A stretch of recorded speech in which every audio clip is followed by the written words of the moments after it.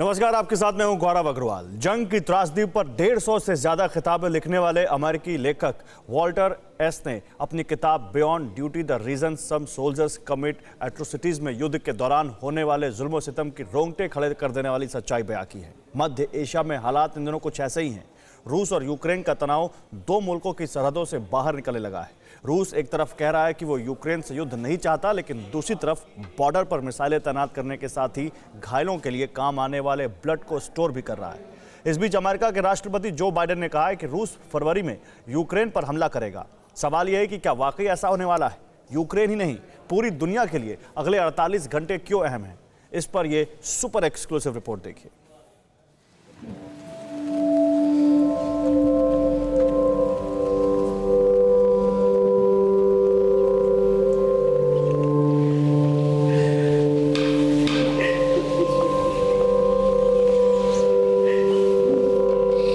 Він положив душу не тільки за свою родину, але за всю нашу державу, де відстоював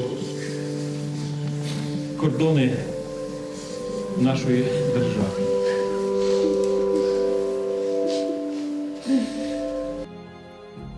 अपने वतन की हिफाजत में सरहद पर फिर जवान शहीद हुआ, फिर गांव में ताबूत आया।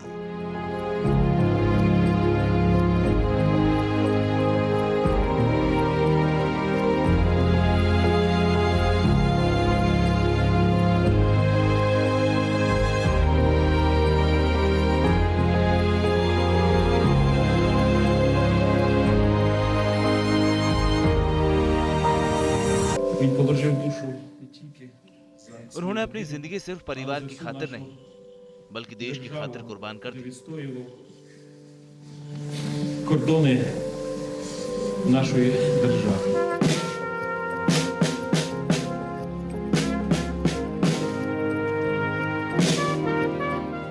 तस्वीरें यूक्रेन के एर गांव की हैं, जहां रूस की गोलीबारी में यूक्रेन का एक और जवान शहीद हो गया। शहीद जवान के ताबूत को कंधा देने वाले साथी पूछ रहे हैं कि यह दौर कब खत्म होगा। शहीद के परिवार वालों का सवाल था, अभी कितनी कुर्बानी देनी होगी? और दुनिया इस खौफ में है कि अभी तो आगाज है, अंजाम क्या होने वाला है। रूस और यूक्रेन की सरहद पर दुश्मनी की आग हर चौहद्दी को पार कर चुकी है। पुतिन सौगंध खा चुके हैं, अब जंग हो तो जंग ही सही, फौज किसी भी सूरत में कदम पीछे नहीं हटाएगी।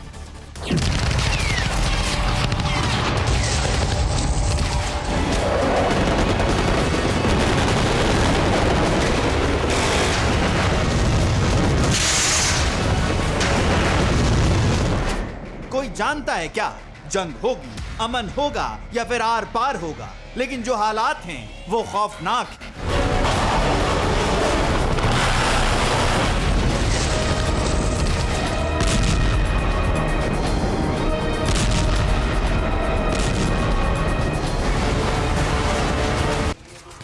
दो मुल्कों की फौज आमने सामने है। एक देश की सरहद दुनिया का सेंटर पॉइंट बन चुकी है।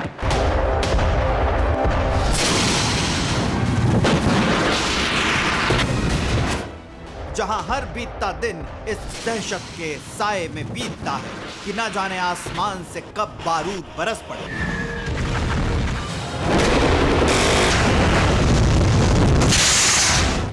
एक दूसरे पर मिसाइलें ताने रूस और यूक्रेन के जंग की तैयारी का अंजाम कितना खौफनाक होता जा रहा है, इसे पुतिन के आक्रोश से समझा जा सकता है।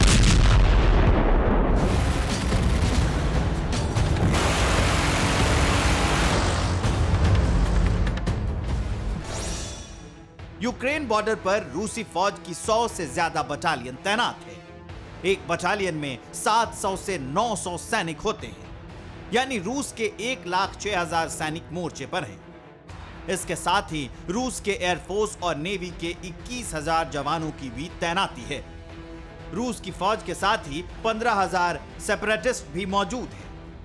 इतना ही नहीं, 500 से ज्यादा टैंक, 1600 आर्टिलरी, 330 एयरक्राफ्ट, 240 हेलीकॉप्टर, 106 युद्धपोत, 6 पनडुब्बियों की भी तैनाती की गई है।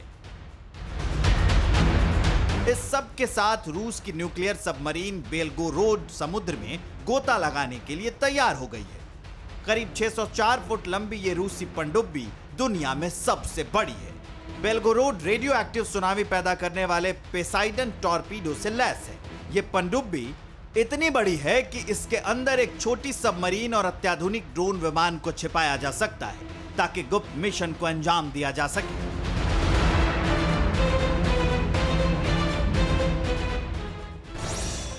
रूस की बेलगोरोड सबमरीन को सिटी किलर कहा जाता है। पनडुब्बी अमेरिका के किसी भी शहर को पूरी तरह तबाह कर सकती है। बेलगोरोड समुद्र में 1700 फीट की गहराई तक गोता लगा सकती है।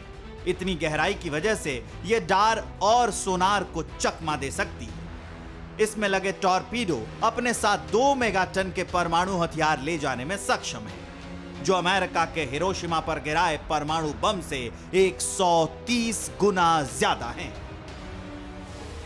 हर बीतते दिन के साथ रूस जिस तरह से अपने हथियारों की तैनाती बढ़ा रहा है, उससे साफ है कि पुतिन अब यूक्रेन को नेस्तनाबूद करने का फैसला कर चुके हैं। कम से कम अमेरिका को तो ऐसा ही लगता है। अमेरिका के राष्ट्रपति जो बाइडेन ने तो रूस के हमले की तारीख तक बता दी है। अमेरिका के प्रेसिडेंट जो बाइडेन का कहना है कि रूस फरवरी में यूक्रेन पर हमला करेगा। जमीन पर बर्फ जमने के बाद रूसी सैनिक कीव के उत्तर से यूक्रेन पर चढ़ाई कर सकते हैं। माना जा रहा है कि 10 से 20 फरवरी के दौरान रूस यूक्रेन पर हमला कर सकता है। यही बात अमेरिकी फौज के चीफ ने भी दोहराई। Given the type of forces that are arrayed, रूस ने फौज का अभूतपूर्व जमावड़ा किया हुआ है। जमीन पर सैनिकों के साथ ही आर्टिलरी, बैलिस्टिक मिसाइलें और एयरफोर्स की तैनाती की गई है। अगर रूस यूक्रेन पर हमला करता है तो ये भीषण होगा, जिसकी कीमत कई जानों को चुकानी पड़ सकती है। would result in a significant amount of casualties. कूटनीति अपनी चाल से चल रही है, लेकिन इसी बीच रूस कोई रियायत नहीं बरत रहा है। यूक्रेन के चारों तरफ मोर्चा संभाल चुकी रूस की फौज हर दिन एक्सरसाइज कर रही है, जिसमें भारी टैंक और दूसरे जंगी हथियारों के साथ ही बाल्टिक सागर से लड़ाकू विमान, आर्कटिक और बाल्टिक सागर में दर्जनों जंगी जहाज और बेलारूस में पैराट्रूपर्स भी शामिल हो रहे हैं। यानी रूस ने महाजंग का पूरा जमावड़ा किया हुआ है। यूक्रेन बॉर्डर पर 1 लाख से ज्यादा फौज भेजने के बाद यह मामला खुद राष्ट्रपति पुतिन के गले की फांस बन गया है, क्योंकि अगर वो सैनिकों को वापस बुलाते हैं तो उन्हें धमकी देने वाला नेता माना जाएगा, और अगर वो जंग करते हैं तो महायुद्ध होना तय है। तो सवाल यह है कि पुतिन करेंगे क्या?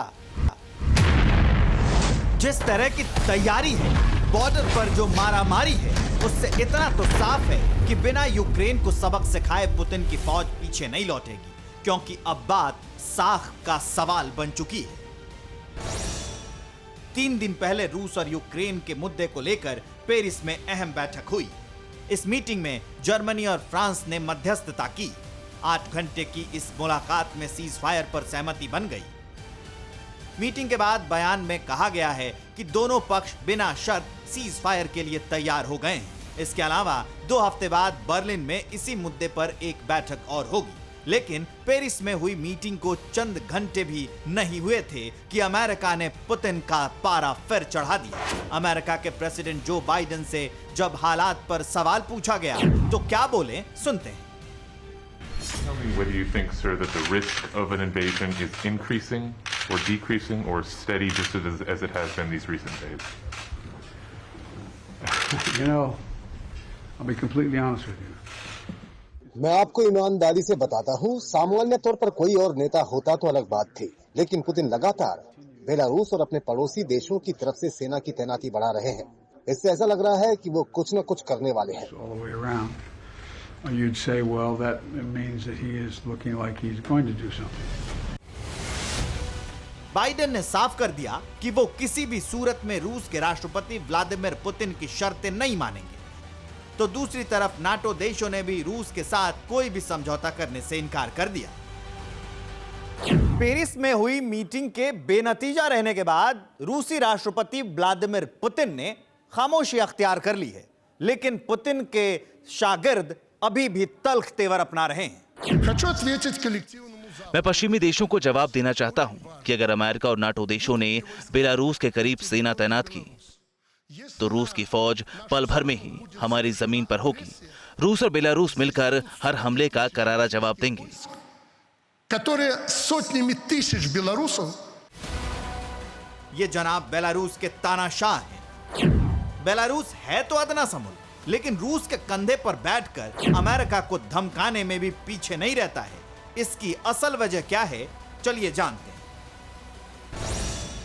बेलारूस रूस का पड़ोसी देश है। यह छोटा देश रूस के दक्षिण पश्चिम में है। बेलारूस की बॉर्डर भी यूक्रेन से लगती है। रूस ने अपनी ज्यादातर मिसाइलों को बेलारूस में ही तैनात किया है। वहीं बेलारूस की पश्चिमी सीमा पोलैंड से लगती है, जहां अमेरिका के साथ ही नाटो देश की फौज तैनात हो चुकी है। इसलिए रूस के यूक्रेन पर हमले के बाद अमेरिका सबसे पहले बेलारूस को ही तबाह करेगा। यही वजह है कि बेलारूस का तानाशाह दुनिया को रूस की ताकत का खौफ दिखा रहा है। इसकी वजह भी है, रूस के पास ऐसे हथियार हैं जिसका तोड़ अमेरिका समेत किसी देश के पास नहीं है। मसलन रूस का यूरेन 9 strike robot tank यूरेन 9 artificial intelligence की मदद से अपने टारगेट को ट्रैक कर सकता है। खास बात यह है कि इस टैंक को 3 किलोमीटर दूर से ऑपरेट किया जा सकता है। रूस ने अपने घातक BMPT टर्मिनेटर टैंक को भी तैनात कर दिया है। BMPT टर्मिनेटर एक टैंक सपोर्ट फाइटिंग व्हीकल है जो गोले बरसाने के साथ दुश्मनों के हेलीकॉप्टर और कम स्पीड से उड़ने वाले विमानों को भी मार गिरा सकता है। रूस ने एक्स-विंग वाले लैंसेट कामिकेज ड्रोन को भी यूक्रेन के बॉर्डर पर तैनात किया है। इसे फ्लाइंग क्लाशनकोव के नाम से भी जाना जाता है। रूस के लैंसेट हथियार यूक्रेन के तुर्की निर्मित बायर कटार ड्रोन से दोगुनी तेजी से उड़ते हैं। यूक्रेन की सरहदों को सील करने के बाद रूस ने समंदर वाली दहलीज भी बंद कर दी है। ब्लैक सी में रूस ने 20 युद्धपोत तैनात किए हैं जो लगातार बारूद बरसा रहे हैं। रूस की तैयारी को देखते हुए ब्रिटेन ने भी अपनी फौज की तैनाती दोगुनी करने का फैसला किया है। हालात किस कदर नाजुक हो चुके हैं ऐसे समझा जा सकता है। अमेरिका ने 8,500 सैनिकों को यूक्रेन भेजने के लिए हाई अलर्ट पर रखा है। अमेरिका ने 300 एंटी टैंक जेवलिन मिसाइलें यूक्रेन भेज दी हैं। खास बात यह है कि हर मिसाइल पर रूस के राष्ट्रपति पुतिन का नाम लिखा है। अमेरिकी राष्ट्रपति जो बाइडेन ने रूस के 27 राजनयिकों को देश छोड़ने का आदेश दिया है। सबसे बड़ी बात यह है कि बाइडेन ने यूक्रेन को नाटो में शामिल नहीं करने की मांग सिरे से खारिज कर दी है। We will uphold the principle of NATO's open door. हम नेटो की खुली नीति जारी रखेंगे। इसमें कोई बदलाव नहीं हुआ है और न ही भविष्य में होने वाला है। First of all, there is no change. There will be no change. America ने साफ कर दिया है, रूस को नाटो की बात माननी ही पड़ेगी। अमेरिकी प्रेसिडेंट ने तो यहां तक कह दिया है कि अगर रूस हमला करता है तो पूरे रूस और यूक्रेन ही नहीं, पूरी दुनिया की तस्वीर बदल सकती है। अमेरिका और रूस की अदावत दुनिया पर एक और जंग थोपने की ओर इशारा कर रही है। तो सवाल यह है कि ऐसे हालात में हमारा देश भारत कहां खड़ा है? भारत की मजबूरी है, रूस दोस्त है तो अमेरिका भी जरूरी है। यूक्रेन में करीब 18,000 भारतीय छात्र रहते हैं, जिनमें से ज्यादातर इंजीनियरिंग और मेडिकल की पढ़ाई कर रहे हैं। यूक्रेन यूरोप का दूसरा सबसे बड़ा देश है। कई भारतीय दूर दराज के इलाकों में रहते हैं, इसलिए राजधानी कीव में इंडियन एम्बेसी सतर्क हो चुकी है। यूक्रेन में इंडियन एम्बेसी ने भारतीयों से खुद को रजिस्टर करने को कहा है। भारतीय नागरिकों से दूतावास की वेबसाइट पर मौजूद फॉर्म भरने को कहा गया है। रजिस्ट्रेशन से किसी भी आपात स्थिति में मदद करने में दूतावास को आसानी होगी।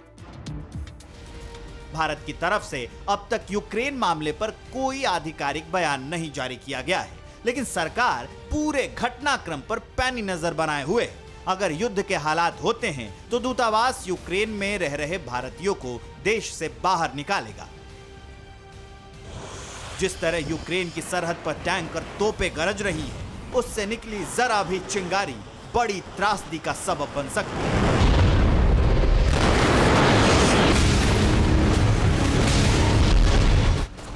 अमेरिका और रूस जैसे ताकतवर देशों के ताकत दिखाने के जोर के लिए यूक्रेन मोहरा बन चुका है। इसलिए जब तक पुतिन की फौज वापस नहीं लौटती है, तब तक किसी भी अनहोनी से इनकार नहीं किया जा सकता।